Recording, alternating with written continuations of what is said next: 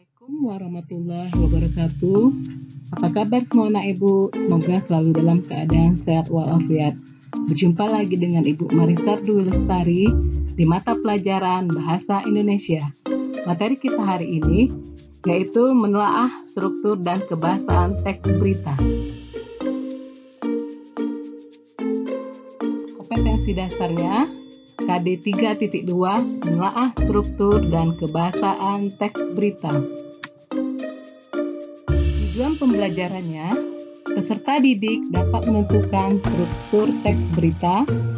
Peserta didik dapat menentukan kaidah kebahasaan teks berita. Struktur teks berita secara umum terdiri dari yang pertama itu ada judul berita. Judul berita merupakan kata kunci yang mewakili keseluruhan isi berita. Dan yang selanjutnya ada teras atau kepala berita. Teras atau kepala berita ini merupakan bagian yang sangat penting dari isi berita. Di situ terangkum intisari dari keseluruhan isi berita.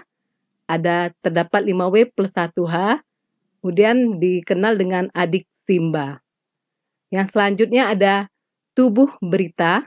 Tubuh berita merupakan tempat berita berada. Tubuh berita berisi peristiwa atau kejadian dilaporkan. Itu merupakan informasi pendukung yang terdapat pada teras berita. Dan yang terakhir ada ekor berita. Ekor berita ini berisi bagian yang kurang penting atau berupa informasi tambahan saja. Di sini kita bisa lihat seperti struktur teks berita itu seperti piramida terbalik. Bisa kalian lihat di slide yang Ibu tampilkan ini. Kemudian perhatikan contoh teks berita berikut. Di sini, di contoh teks berita ini, ada judul berita, kemudian di paragraf pertama ada teras berita, paragraf kedua ada tubuh berita, dan paragraf ketiga ada ekor berita. Yang selanjutnya, kita masuk materi kaidah kebahasaan teks berita. Kaidah kebahasaan teks berita terdiri dari 6. Yang pertama itu menggunakan bahasa baku. Bahasa baku merupakan bahasa yang sesuai dengan EYD yang telah disempurnakan, atau bahasa yang mudah dipahami oleh umum.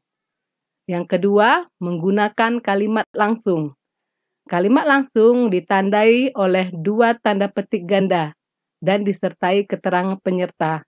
Kalimat langsung ini merupakan pernyataan oleh narasumber berita. Contohnya bisa lihat di slide yang Ibu tayangkan ini. Kemudian yang ketiga, menggunakan kalimat tidak langsung atau konjungsi kata penghubung bahwa. Contohnya di sini bisa kalian lihat di slide yang Ibu tampilkan. Yang keempat, menggunakan kata kerja mental. Kata kerja mental ini berkaitan dengan kegiatan hasil pemikiran. Kata-kata yang digunakan, contohnya seperti kata memikirkan, berasumsi, berkesimpulan, berpraduga, membayangkan, beranalogi, dan sebagainya. Contohnya bisa lihat di slide yang Ibu tampilkan sekarang. Yang kelima, menggunakan keterangan waktu dan tempat. Keterangan waktu dan tempat ini merupakan kelengkapan unsur, kapan dan di mana. Contohnya di sini, evakuasi para korban sudah dimulai sejak pukul 8 pagi tadi di Cilacap. Jadi keterangan waktu dan tempatnya pukul 8 pagi tadi di Cilacap.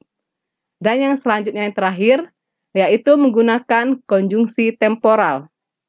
Konjungsi temporal ini merupakan konjungsi yang menggunakan kronologis atau urutan waktu. Digunakanlah kata-kata kemudian, sejak, kapan, setelah, awalnya, akhirnya, dan lain-lain. Contohnya bisa kalian baca di slide yang Ibu tayangkan ini.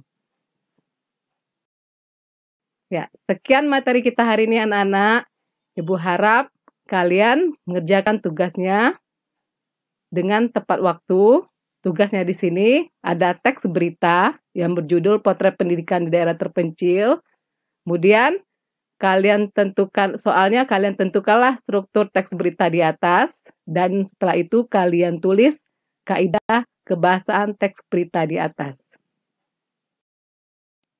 Ya, terima kasih Ibu ucapkan. Jangan lupa jaga kesehatan dan tetap stay at home di rumah. Terima kasih. Wabillahi taufik wal hidayah. Wassalamualaikum warahmatullahi wabarakatuh.